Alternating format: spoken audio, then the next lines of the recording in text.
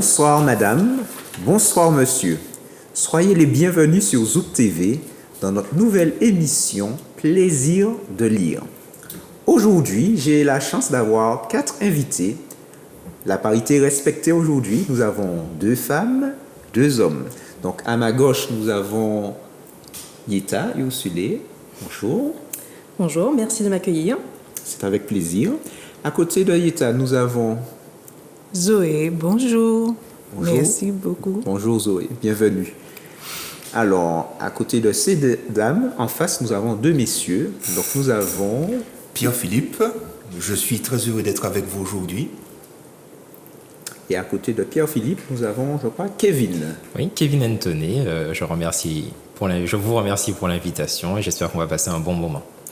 Merci beaucoup. C'est le but. Donc, dans cette nouvelle émission, Plaisir de lire.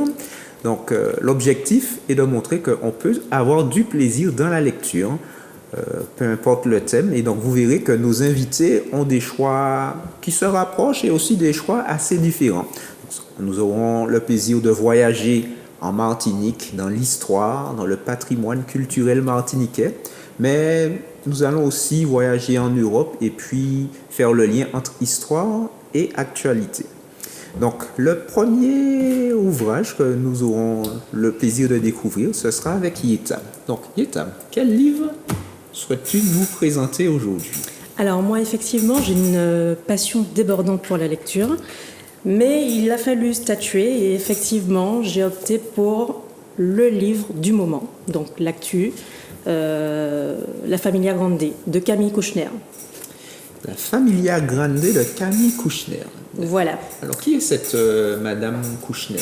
Alors, Camille Kouchner, donc avocate, universitaire et maître de conférences en droit privé. Donc, c'est surtout la fille d'Evelyne Pizier et de Bernard Kouchner. Alors, pour vous faire un petit topo, Evelyne Pizier, donc écrivaine, politologue, grande féministe, intellectuelle, détentrice de la Légion d'honneur. Bernard Kouchner, ancien ministre des Affaires étrangères, un bagage immense en termes son CV politique est juste immense. Mais c'est surtout, Bernard Kouchner, c'est surtout le cofondateur de Médecins sans frontières. Médecins sans frontières et Médecins du monde. Donc c'est un médecin gastro-entérologue et militant humanitaire. Voilà. Alors, de quoi parle ce livre ? Je continue ? Oui. Alors, La Familia Grande. Oui. Donc, j'imagine que c'est pas par hasard le titre. Ouais. Est-ce que tu peux nous donner un petit aperçu pourquoi ce choix de titre? Alors, qu'est-ce qu'on peut découvrir? Alors, qu'est-ce qu'on y découvre effectivement? Pourquoi La Familia Grande? Parce que effectivement, ce livre en fait parle de cette grande famille des intellectuels, notamment de gauche, surtout de gauche, qui se retrouvaient dans un lieu bien précis, donc avec non pas Bernard Kouchner, puisque étant séparé d'Evelyne Pizier, il n'était pas présent, en tout cas, il n'est pas compris réellement dans cette Familia Grande. Ce livre, en fait, parle de quoi surtout? Il parle du sujet tabou et de cette espèce d'omerta, du silence, sur l'inceste, sur l'agression du jumeau de Camille Kouchner, surtout, par son beau-père, Olivier Duhamel, grand politologue, expert en droit, voilà. Donc, si je comprends bien, cet ouvrage, ce n'est pas un récit, mais ce serait plutôt une sorte d'autobiographie? Oui, plus ou moins. Alors, sans citer son nom, réellement, puisque la loi oblige, même si effectivement on sait tous plus ou moins maintenant qui est vraiment visé par cet ouvrage, mais parce qu'il y a effectivement une enquête qui est sortie juste avant, une enquête du Monde d'ailleurs, si je ne me trompe, une enquête du Monde qui est sortie juste avant la sortie de cet ouvrage, qui corroborait ce récit de la Familia Grande, voilà. Donc de l'inceste sur le jumeau de Camille Kouchner, par Olivier Duhamel, son beau-père. Voilà. Donc, qui sont les personnages principaux? Justement, les noms ont été changés ou est-ce qu'il y a Alors, aussi des personnalités connues? Alors, il y a effectivement des personnalités connues, puisqu'il faut recadrer aussi, il faut replacer les choses dans leur contexte, notamment tout un panel de prénoms relativement connus, donc des politiques surtout, puisque c'est une grande famille, c'est la familia grande, voilà, c'est la famille des politiciens, des érudits, des intellectuels, surtout de gauche comme on le dit, mais pas que, puisque si je ne me trompe, Olivier Duhamel a aussi, en termes d'ouverture, fait partie aussi du gouvernement de Sarkozy. Donc voilà. Que dire de plus? Je ne sais pas, est-ce que tu as des questions? Alors, effectivement, tu as parlé d'un sujet tabou qui commence à être révélé. On en parle de plus en plus dans les médias, sur les réseaux sociaux, C'est ça. avec qu'est l'inceste.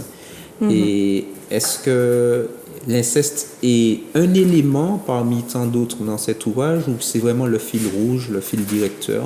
Alors, c'est quand même le fil conducteur, mais il n'y a pas que ça. C'est-à-dire que ce n'est pas un livre, quand on le lit, alors effectivement, on connaît effectivement aujourd'hui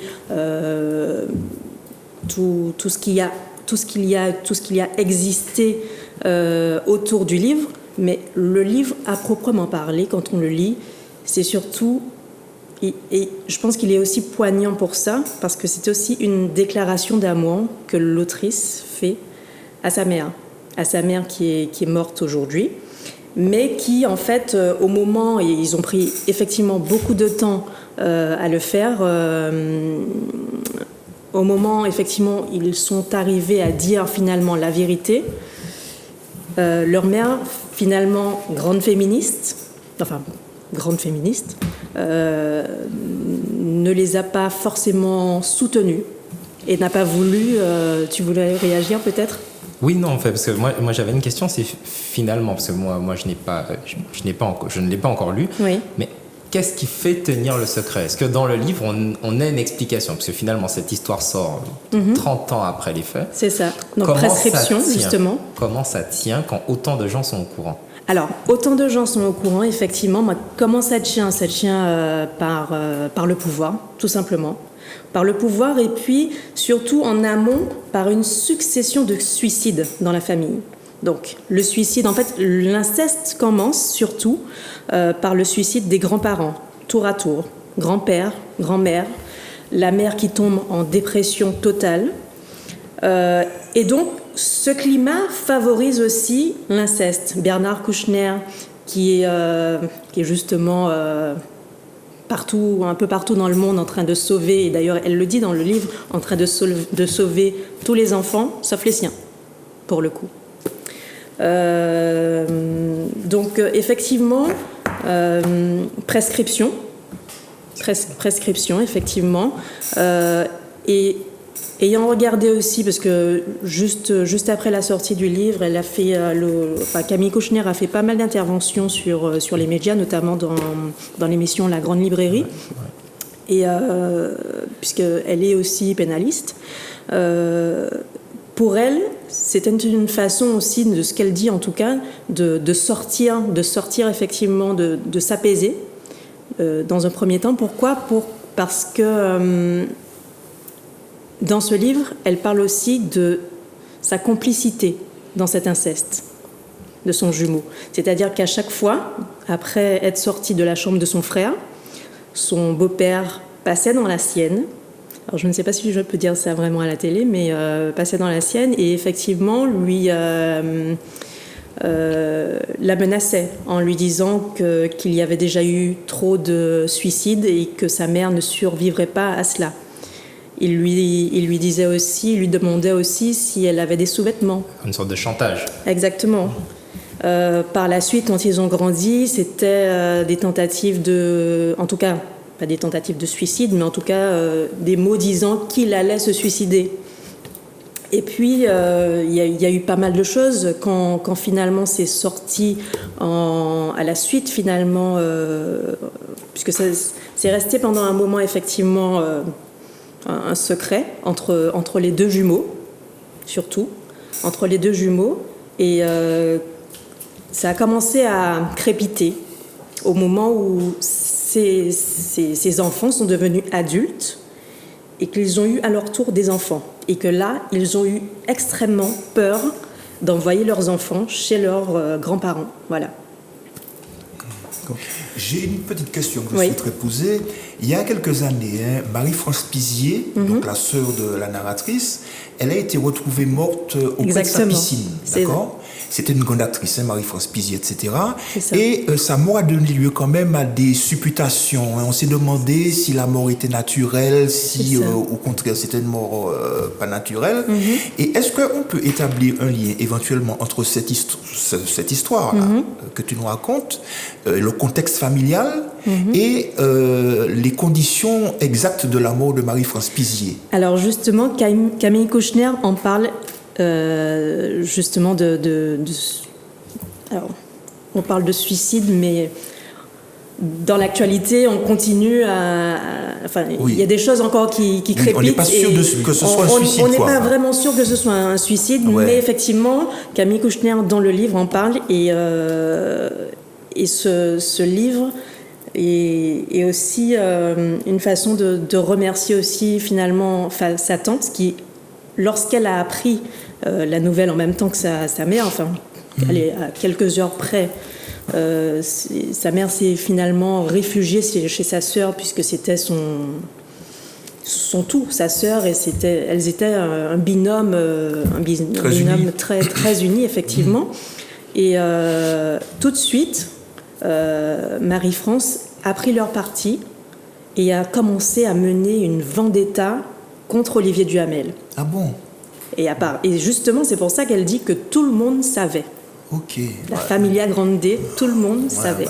Tout le monde savait, mais n'a rien dit, ou s'est arrangé plus ou moins avec ce secret pour s'envoyer des échanges de postes ou je ne sais quoi. J'ai une petite question pour toi. Donc, bien sûr, c'est un sujet nous sommes d'accord, qui est très sérieux. L'inceste, la dépression, tout ce que cela engendre et les causes. Qu'est-ce qui, toi, te touche particulièrement dans cet ouvrage et en quoi cet ouvrage peut être intéressant à lire? Alors, cet ouvrage est intéressant à lire, surtout parce que... Alors, c'est peut-être pas drôle, mais assez... comment dire ça? Assez ambivalent de le dire, mais il est malaisant. Cet ouvrage est vraiment malaisant. Mais à un moment donné, et encore plus dans cette ère que nous vivons, nous ne pouvons carrément plus tourner les yeux, tourner la tête, voilà. Notamment sur les violences, quelles qu'elles soient, et encore plus sur les enfants. Donc voilà, c'est ça. Je pense qu'à un moment donné, il faut accepter de voir ce qui est malaisant, ce qui est dur, pour comprendre, et peut-être mettre autre chose aussi en perspective. Et je pense que c'est aussi le but de ce livre. Dans ces interviews, Camille Kouchner, en fait, vu la prescription, dit très clairement, ok, il ne sera pas condamné, parce que normalement c'est 20 ans pour lui, 20 ans de prison, mais au moins, maintenant, je peux à nouveau retrouver l'enfant que j'étais, qui a été juste bafouée, voilà.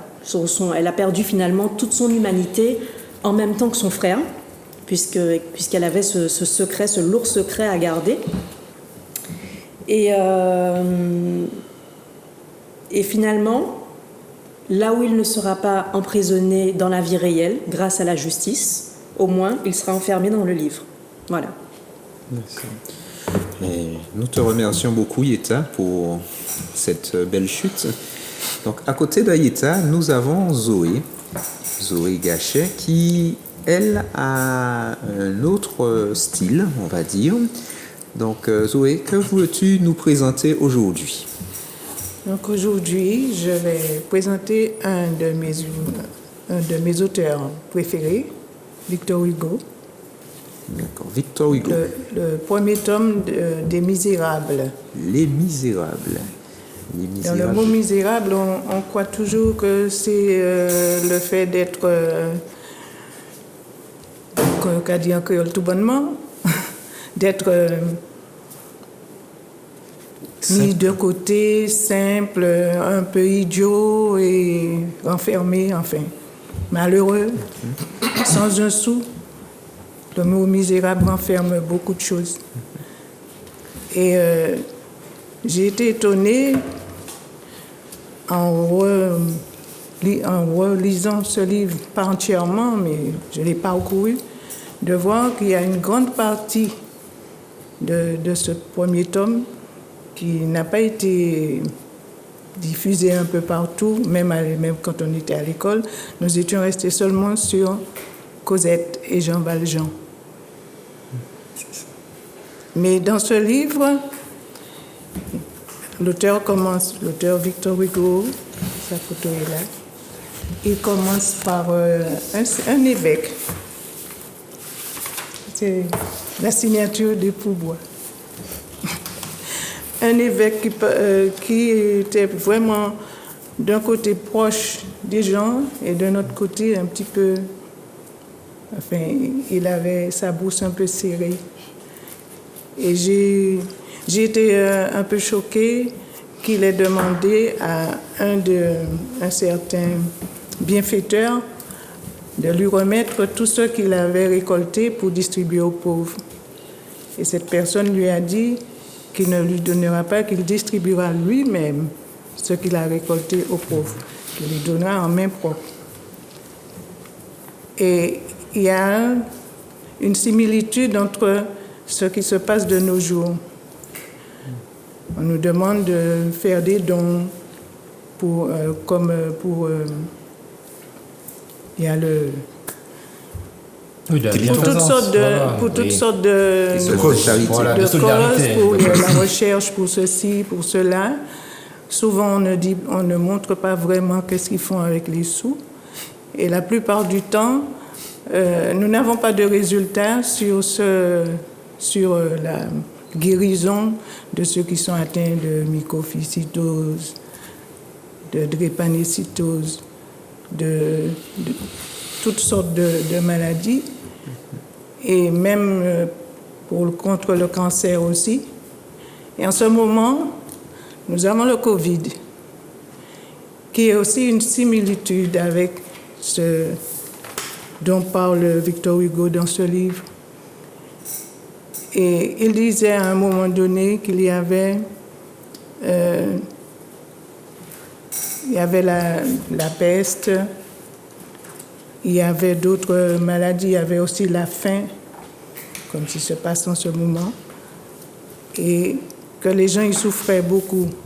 Il parle d'un endroit, d'un autre côté, où il y a des maisons qui ont droit à une porte et une fenêtre, d'autres qui ont droit à 2 portes, et d'autres qui n'ont qu'un endroit clos, et les impôts demandent à payer pour qu'ils puissent avoir au moins une fenêtre.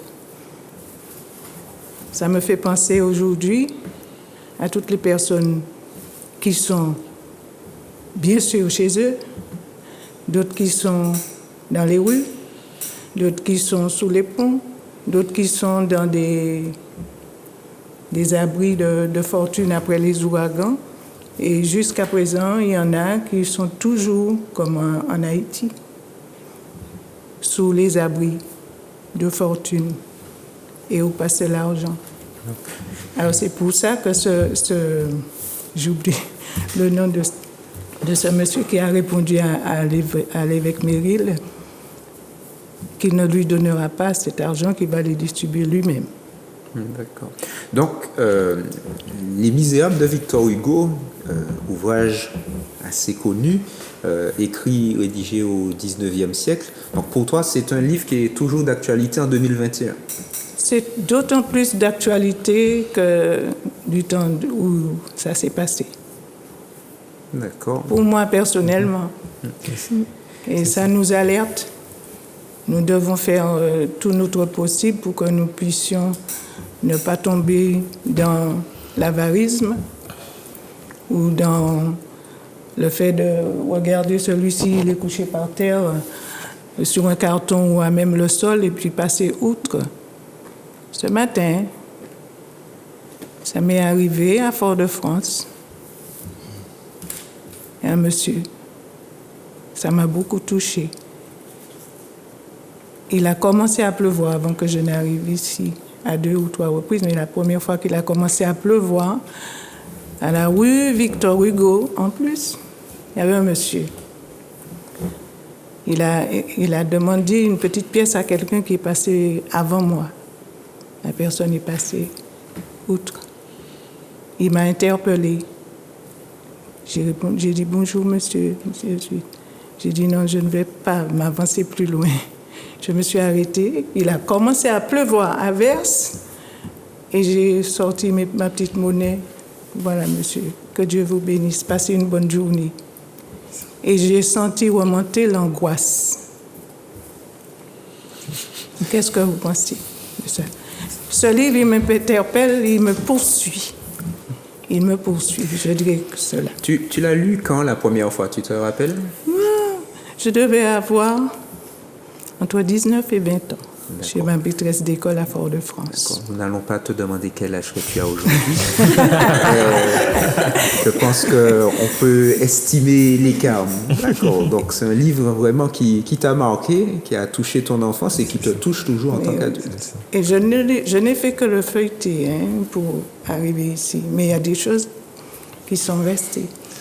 Moi, juste pour dire que c'est un livre que j'ai lu tard, enfin pas très tard, mais je ne l'ai pas lu enfant, quoi. Et c'est quand même intéressant parce qu'en fait, on retrouve dans Les Misérables, je dirais, tout le socle idéologique de la gauche. C'est qu'on retrouve toutes les grandes idées de la gauche du XXe siècle. Non, mais vraiment. C'est-à-dire donc le soutien au petit peuple, la lutte contre la peine de mort, la lutte contre les inégalités, la défense des femmes. Voilà, la glorification de la Révolution française, les États-Unis d'Europe, vous voyez tout ce logiciel-là qui a fait la gauche, on va dire, jusqu'aux années 80. Eh bien, en fait, toute la partie, non, disons pas marxiste, pas communiste, mais toute la partie, on va dire, droit de l'homiste, que voilà, on va appeler comme ça, en fait, tout est là. Et donc, souvent, je dis, en fait, Hugo, en France, c'est le plus grand auteur du 19e siècle, parce qu'en fait, il a écrit des livres qui ont pesé. C'est ça, en fait, qui ont eu des conséquences. C'est-à-dire qu'il y en a eu d'autres, évidemment, mais voilà, qui ont pesé sur la façon dont toute une partie de la société s'est engagée à gauche sur un volet universel, humaniste. Voilà, on va appeler ça sur un volet humaniste et pas seulement sur juste le marxisme classique. Et donc, vraiment, et encore aujourd'hui, oui, ça se relie. D'ailleurs, Disney en a fait un film. Donc, si Disney en a fait un film, alors ils ont enlevé la version politique, évidemment, mais si Disney en a fait un film, c'est parce que l'histoire quand même reste universelle. Mais vraiment sur le plan des idées, c'est frappant. C'est frappant de voir quoi. Le socialisme, on va l'appeler comme ça, le socialisme d'aujourd'hui, il a un fond de Victor Hugo. Ouais. C'est français. Il ne faut pas oublier une chose, que Victor Hugo a fait de la politique. C'est un homme politique c'est ça. Qui a d'abord commencé à droite de l'échiquier pour finir à gauche. C'est ça. Donc, vas-y. Pardon. Et il a même impliqué un évêque. Et il cite aussi les apôtres du Nouveau Testament. C'est ça. Ouais. Alors, il a impliqué le Christ, le Jésus-Christ là-dedans aussi. Ouais. Je voudrais dire 2 mots à propos des Misérables. C'est un livre excellent, bien évidemment, un chef-d'œuvre, on peut dire ça comme ça. Tu es déjà convaincu. Que j'ai lu, j'avais 17 ans. J'ai commencé la lecture, ça se faisait en Martinique, c'était les vacances, donc j'ai lu les premiers chapitres, les premiers livres, et j'ai dû partir pour faire mes études. Donc j'ai interrompu ma lecture, je suis parti faire mes études, je me suis intéressé à un tas d'autres choses, Et c'est quand je suis revenu en Martinique, quelques années après, que j'ai terminé les derniers chapitres et les derniers livres, puisque l'histoire est divisée en livres, les derniers livres des Misérables. Mais c'est un vrai chef-d'œuvre. Alors, il y a une dimension qui apparaît aussi dans les Misérables, mais on n'en parle pas toujours, c'est la dimension roman policier. Oui. C'est aussi un roman policier, puisque, bon, Jean Valjean, il avait commis ce qu'on appelait des crimes à l'époque, même si aujourd'hui ça peut nous paraître anodin, et il est poursuivi pendant toute l'histoire par le fameux Javert. Et beaucoup de chapitres sont consacrés justement à la fuite ou aux tentatives de fuite, peines de poursuite, à des scènes de poursuite, et ce sont parmi les meilleurs du film, du livre, pardon. Victor Hugo vous raconte ça vraiment dans le détail, et c'est vraiment palpitant de voir Jean Valjean en train de fuir avec Cosette en plus sur les bras, et Javert en train de le poursuivre. C'est vraiment, de ce côté-là, un livre extrêmement intéressant. Et j'ai aussi aimé le film dont celui qui était Jean Valjean, c'était... Robert Hossein? Non. Il est mort il n'y a pas longtemps. Lino Ventura? Claude Brasseur. Ah, d'accord. Tu nous apprends quelque chose. Je ne connaissais pas cette version. Jean Valjean. En tout cas, je ne me trompe pas. En tout cas, merci beaucoup Zoé pour ce livre qui change du premier qu'on a vu tout à l'heure avec Ieta, qui est du 19e siècle, mais on voit que le 19e siècle, et Kevin et Pierre-Philippe nous ont montré que le 19e nous a marqué quand même, aujourd'hui, 21e siècle. Ce qui nous permettra de continuer avec Pierre-Philippe qui, lui, va dans un autre registre. Alors, je vais dans un autre registre, mais tout en restant au 19e siècle. Puisque je vais vous parler de ce livre de Lafcadio Hearn intitulé Esquisses martiniquaises. Alors ce n'est pas un roman, mais c'est un livre, disons, de souvenirs, parce que Lafcadio Hearn, on le connaît de nom, mais on ne sait peut-être pas qui il était. Il a vécu effectivement en Martinique au 19e siècle. Alors c'était qui exactement ce monsieur? C'était un Américain, d'où son nom, mais dont la mère était grecque et qui est né donc en Grèce. D'où son prénom. Lafcadio, ça vient du nom d'une île, de l'île où il est né, qui s'appelait, je crois, Lafcada, quelque chose comme ça. Et donc, il a reçu le nom, en fait, de son lieu de naissance. D'accord? Alors, c'est un type qui était très ouvert d'esprit. Il a donc été journaliste, il a beaucoup voyagé en Europe, un petit peu partout dans le monde, et il s'est retrouvé dans les années 1880, il s'est retrouvé aux États-Unis, à la Nouvelle-Orléans, et de là, il est venu en Martinique. Il s'est promené un petit peu dans la Caraïbe, dans les îles anglophones d'abord, et puis il a fini par arriver en Martinique pour une courte période de temps, puisque son séjour devait durer 15 jours, en fait. Et puis, il est finalement resté 2 ans. Il est resté 2 ans entre 1887 et 1889. Son séjour a duré 2 ans. Et quand on regarde les dates, on constate que c'est la période pendant laquelle Paul Gauguin a aussi vécu en Martinique. A aussi vécu pas loin de l'endroit où se trouvait Lafcadio Hearn, puisque Lafcadio Hearn a vécu donc à Saint-Pierre essentiellement. Il est resté à Saint-Pierre dans le nord de la Martinique. Et Gauguin, tout le monde le sait, était au Carbet. Donc ils se sont peut-être croisés sans savoir que l'un allait devenir célèbre. Mais enfin, ils se sont très certainement croisés, ne serait-ce que chronologiquement.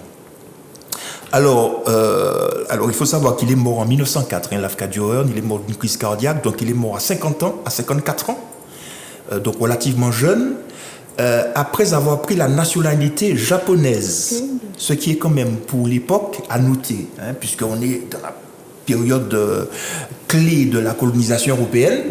Et bien évidemment, les Européens ont hiérarchisé les races, les nationalités, etc. Donc, à l'époque, ce sont plutôt les Asiatiques qui se tournent vers les Occidentaux.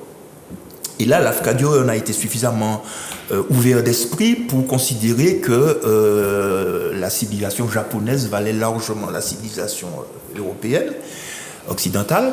Et il a pris donc la nationalité japonaise avec un nom japonais. Et il est enterré au Japon d'ailleurs, puisque il me semble que c'est là qu'il est mort. Je ne suis pas tout à fait sûr. Voilà. Donc. Alors, et donc je vois que Lafcadio Hearn a eu un bon parcours. Il a eu un parcours extrêmement intéressant, de type très ouvert, qui n'est pas resté dans sa coquille, qui a voyagé beaucoup, qui a voyagé dans la Caraïbe, qui a voyagé en Asie, qui a voyagé dans plusieurs pays d'Europe. Et donc, c'est l'expérience qu'il a acquise dans toutes ces régions-là qui lui a permis donc de considérer que les civilisations n'étaient pas aussi inégalitaires qu'on le pensait à l'époque, quoi. Et quel est son regard sur nous, la Martinique? Alors, son regard sur la Martinique est assez intéressant. Donc, il faut dire la vérité, c'est un gars qui a adoré la Martinique, hein. Il a vraiment été ébloui par la beauté de la Martinique et des Martiniquais. Sans être chauvin. Sans être chauvin, hein. Oui, sans être chauvin. Non, je le dis tel que ça apparaît dans les esquisses martiniquaises, hein. Et donc, il a été ébloui donc, par la beauté de l'île, qu'il décrit longuement, y compris dans le volume que je viens de vous présenter, et aussi ébloui par la beauté donc, de la population martiniquaise. Et donc, il y a de longs passages dans lesquels il décrit donc les femmes, bien évidemment. Les femmes l'ont intéressé plus que les hommes, c'est évident. Et il considère que la beauté des Martiniquaises est due à leur métissage. Il a donc considéré que les femmes étaient aussi belles parce qu'il y avait en elles de l'européen, de l'asiatique un petit peu, et puis de l'africain, et que donc ça donnait des variétés de teintes de peau extrêmement intéressantes. Et quand il raconte comment les femmes vont se mettre autour des yoles qui arrivent pour acheter du poisson, il décrit les femmes à travers la couleur de leur peau. Il décrit les jambes des femmes qui entourent les yoles en indiquant que celle-ci est plutôt foncée, celle-ci est plutôt claire, celle-ci est plutôt dorée, celle-ci est plutôt chabine, etc. Vraiment, le métissage l'a beaucoup intéressé et il le dit même à la limite. Il dit que les femmes métissées sont certainement plus belles que les femmes d'une origine ethnique bien particulière, quoi. Est-ce qu'on peut considérer cet ouvrage comme un ouvrage de sociologie? Alors, c'est un petit peu tout ça à la fois. C'est à la fois de la sociologie, de l'histoire, de l'anthropologie, du journalisme aussi, puisqu'il y a un côté description pur et simple des réalités qui l'intéressent. Et il a été en particulier très intéressé par le travail des personnes, le travail de la population humble de la Martinique, puisque c'est cette population-là qu'il a surtout eu sous les yeux, même s'il a fréquenté plusieurs milieux, hein. Donc c'est le gars qui, de par son ouverture d'esprit justement, a fréquenté des béquets, a fréquenté des mulattes, qui a fréquenté des noirs, des travailleurs, etc. Donc ça ne lui a posé aucun problème. Et donc il a beaucoup décrit quand même la vie quotidienne des couches, disons, les plus hommes de la population, et en particulier des pacotilleuses, on dirait aujourd'hui. Alors, quand j'ai lu le livre, j'ai découvert que ces femmes-là avaient une grande importance dans la vie économique et puis dans la vie sociale de la Martinique, parce que, bien évidemment, il n'y avait pas de chemin à l'époque, enfin, il y avait des chemins, mais ils n'étaient pas aussi... Alors, qu'est-ce qu'il appelait les pacotilleuses? Alors, les pacotilleuses, ce sont des femmes, des marchandes, oui, qui vont vendre en détail dans les campagnes et dans les bouts éloignés de Saint-Pierre, qui vont vendre des produits, des articles. Des marchands ambulantes. Des marchands ambulantes, quoi, en fait. Et j'ai appelé ça pacotilleuse parce que on utilise beaucoup ce mot-là, on a utilisé beaucoup ce mot-là par la suite, mais ce sont des marchands ambulantes qui vont donc à pied. Il explique pourquoi, parce qu'elles n'ont pas suffisamment d'argent pour se payer une carriole, etc. Voilà. Et qui vont donc à pied avec un trait sur la tête, vendre toute espèce d'articles dans les campagnes.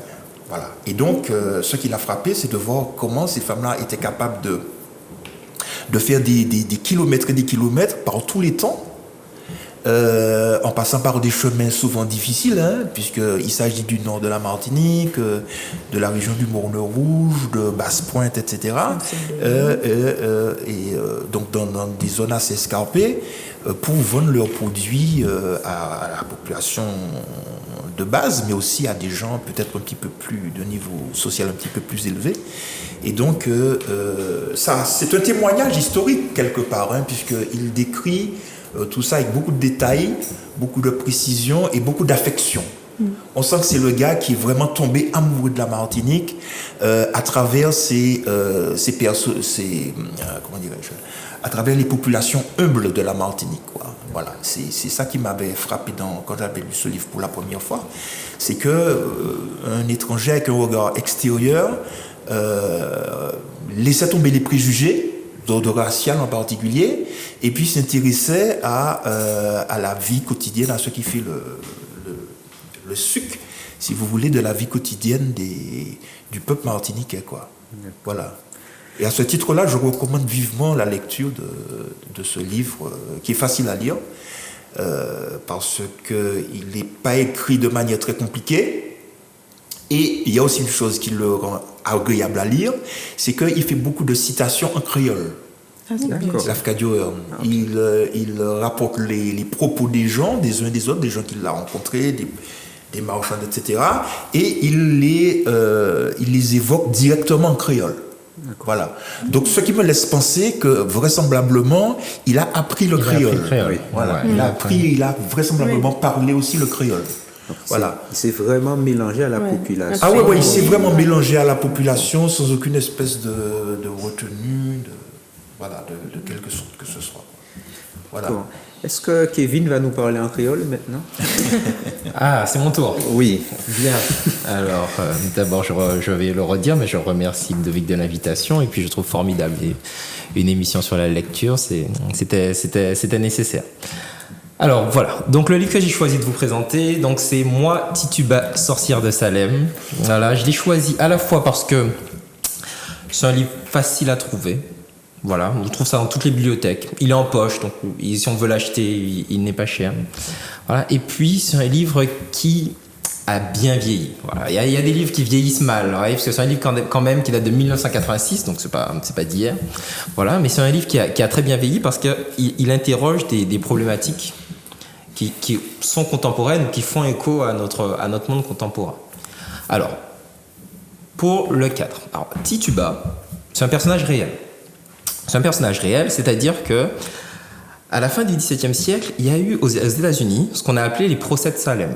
C'est-à-dire que dans un monde puritain, américain, dans ce mouvement catholique extrêmement... Enfin, pas catholique, justement protestant, extrêmement hanté par le démon, par Satan, etc., etc., des jeunes filles sont prises de crises d'hystérie.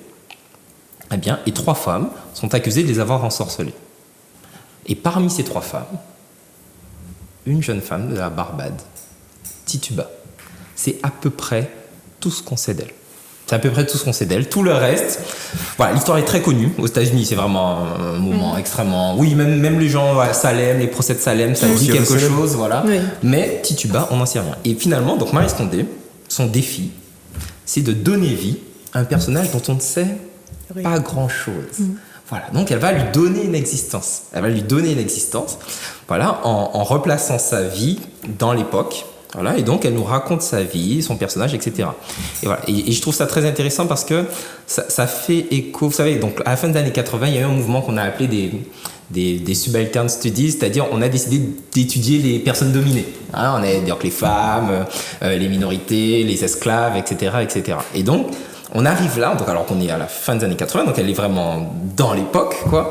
Et donc elle donne la parole, elle donne vie à un prototype même de ces, aujourd'hui on dirait de ces discriminations croisées, intersectionnalité, je sais pas comment on appellerait ça aujourd'hui, mais donc elle lui donne une vie un peu comme l'a fait Patrick Modiano avec une jeune fille juive, Dora Bruder, pour ceux que ça intéresse.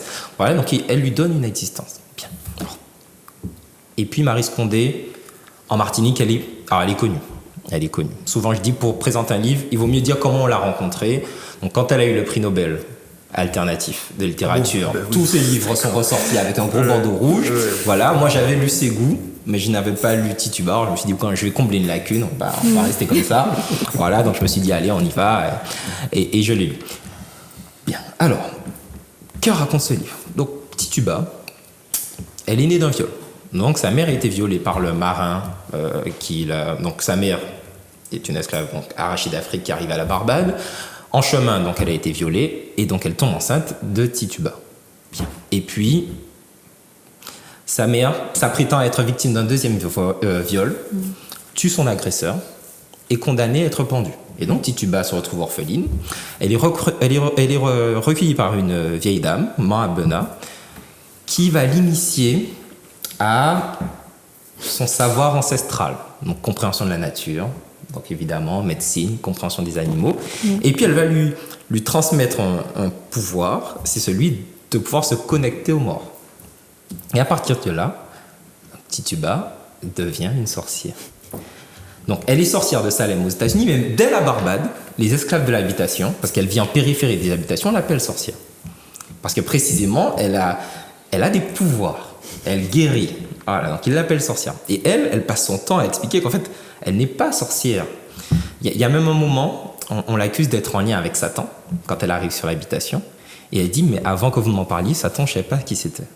Je ne comprends pas de quoi vous me parlez. Ouais, donc toute sa vie comme ça, elle doit se justifier finalement de cette culture un peu héritée, etc. Donc, elle vit en marge, donc elle tombe en esclavage.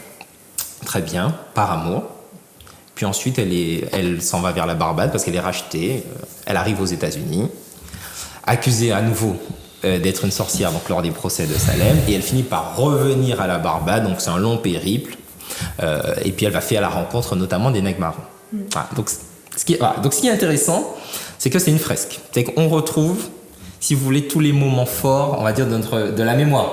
On va appeler ça comme ça. Parce que moi, je pense que il faut lire Marie Scondé parce que je pense que dans nos territoires, on a confié à la littérature une partie du travail de mémoire.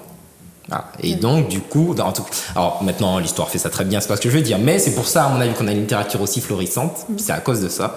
Et donc, Marie Scondé, elle décrit ce personnage, elle décrit sa vie, et il a une portée universelle, c'est peut-être là que je vais aller directement, parce que, en fait, le malheur de Tituba, il est pas simple. Alors, évidemment, elle est noire, donc c'est son premier problème. Elle est noire, donc évidemment, c'est une femme. Voilà, elle le traite. Voilà. Son deuxième problème, c'est que c'est une sorcière. Et tout le monde la considère comme une sorcière, y compris les esclaves. Parce qu'elle a des forces. Parfois, on fait appel à elle, mais on la considère comme un être. Maléfique. Et c'est une femme. Et son plus grand malheur, c'est d'être une femme. Et donc, Marie Scondé convoque d'autres personnages pour rendre son récit universel. Donc, par exemple, à un moment, elle rencontre une femme blanche, Esther, accusée d'adultère et qui finit par se pendre dans sa cellule. Ou à l'inverse, sur la religion, elle rencontre un juif qui finit par être... dont les 9 enfants finissent par être tués parce qu'il est juif. Ouais. Et voilà, donc elle cumule, et Marie Scondé, pour rendre le discours universel, elle convoque d'autres figures qui viennent donner à cette fresque une dimension universelle. Et donc, je dis que ça se lit à tout âge. Donc, on peut y aller. Et puis, comme la lecture, ça se partage, je vais prendre 30 secondes de mon temps, pas plus, Ludovic, c'est promis, pour dire que si Tituba, c'est pas bien, vous pouvez commencer par Gouverneur de la Rosée, un très vieux livre de Jacques Roumain, 1944. J'ai lu ça quand j'étais en 4e. Et c'est par ça que je suis arrivé à la littérature caribéenne. Un auteur français, pour qui c'est moins bien, Emmanuel Carrère, D'autres vies que la mienne, qui raconte le tsunami qui a eu lieu donc en Asie du Sud-Est. Et donc, le livre est formidable parce qu'il parle du couple, de la famille, de la psychologie, mais surtout il fait comprendre ce qui se passerait, ça fait réfléchir à ce qui se passerait si une catastrophe de cette ampleur arrivait sur notre territoire. Et je termine, je promets en 10 secondes, avec un recueil de poésie d'un auteur guadeloupéen, qui s'appelle Samuel Kramer Rinaldo, qui mérite qu'on s'attarde sur lui, déjà parce qu'il a le courage de faire de la poésie aujourd'hui, et qui est influencé par le monde du rap, du slam, et puis par une espèce de romantisme désabusé, permet de lire de la poésie contemporaine aujourd'hui. Donc j'invite tout le monde à le soutenir parce que c'est un effort louable et parce qu'il a du talent. Merci beaucoup Kevin, merci à Yeta, merci Zoé, merci Pierre-Philippe, merci Kevin. Donc nous espérons que vous avez passé un agréable moment en notre compagnie. Nous avons voyagé en Europe, en Martinique. Nous sommes allés au 19e, 17e siècle même. Nous sommes revenus au 21e siècle puisque toutes ces problématiques nous concernent aujourd'hui. Et la lecture, c'est le commencement. Et donc, nous vous souhaitons... Si je peux me permettre, juste avant de clore, je voudrais quand même, sur la thématique de l'inceste, rappeler un numéro qui est indispensable. C'est le numéro de l'association Amévi, l'association des 1001 victimes de l'inceste. Je crois que c'est capital de le dire quand même, parce qu'on a effectivement abordé la thématique. Alors, l'Amévi, vous pouvez contacter l'Amévi au 0800 100 811. Voilà. Merci beaucoup, Yetta. Bien, nous vous souhaitons une agréable journée et nous vous disons à très bientôt pour un prochain numéro de Plaisir de lire.